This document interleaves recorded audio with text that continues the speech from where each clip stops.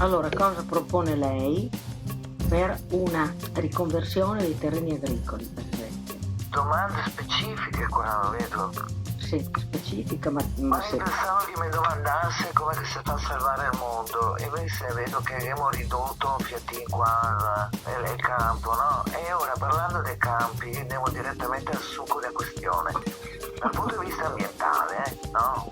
E so per certo, perché ho parlato anche con persone proprio dentro faccenda, che dice che bisognerebbe riconvertire l'agricoltura e mettere a fare produzione intensiva di canapa. Cioè, altri no, doverissimo, come che diceva i nostri cari ed amici di Tura Fresca, tornare alle origini. Praticamente una volta che c'erano questi grandi piantagioni di canapa e faceva i jeans, faceva i cose per le barche, per le dogge, faceva un sacco di roba, si poteva bruciarla. Qualcuno la usava anche come medicina, tipo addirittura di Weimar, non so, dopo se è vero, perché bisogna di chi che fa i studi e dove che un attimino lo fa, no?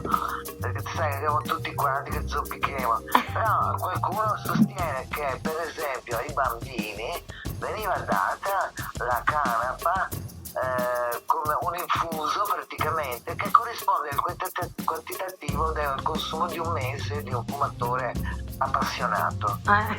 Adesso non so bene per che tipo di malattia, di sicuro Tosato dormiva un tocchetto, di sicuro, e comunque non moriva, ecco, diciamo che questa faccenda qua che non te muori, capito?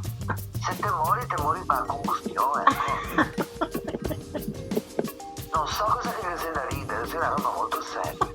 Comunque, ecco, sicuramente uno dei primi passi, mi dispiace dirlo me perché ovviamente sono un po' del settore e quindi non soltanto con grande credibilità, no? Tirare l'acqua al suo mulino. Sì, in effetti sì. Mi metterei ancora i mulini, ad esempio, e lo farei lavorare a canapa, no? Che te puoi lavorare anche i semi. I semi che è un sacco di oli, anzi scusa, un sacco di ottime sostanze dentro l'olio dei semi di canapa, che sia omega 3, che sia di tutto, ma tutta roba che fa bene. Dopo c'è una pianta che è sempre stata a queste latitudini qua, si arriva probabilmente al Medio Oriente, roba così, ma neanche nei secoli scorsi avevamo molta familiarità, per cui sicuramente è stata importata tantissimo tempo fa, sì, addirittura non si a zona, ecco, perché per esempio la volta che ho fatto bei tempi, ho fatto un giro in Europa e in Ungheria c'ero in moto e vedevo tutte queste piante del canapa in giro, no? Che mi però c'ero in giro, non avevo tanta idea e pensavo che c'era canapa da fumare e mi sono fermato e ho tolto anche un par di rametti che dopo non che ti intenda. Questo per dire che cresceva da drio C della strada, quindi era molto diffusa, ecco, anche in Ungheria. Adesso naturalmente c'era canapone, ho capito dopo 3 giorni che già più morire soffocato in questa tenda e ho capito che non faceva nessuno effetto. Però la pianta viveva, già era rigogliosa, bellissima, siepi enormi. Quindi per dire che quella pianta lì è una delle nostre soluzioni.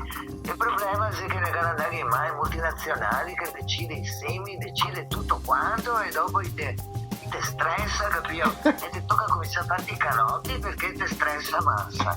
Invece no, è una pianta che va bene per un sacco di robe, non solo che i canotti.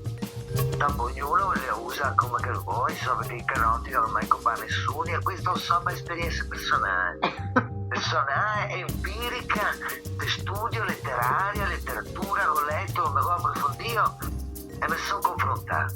E io non ho mai parlato con un morto di marijuana,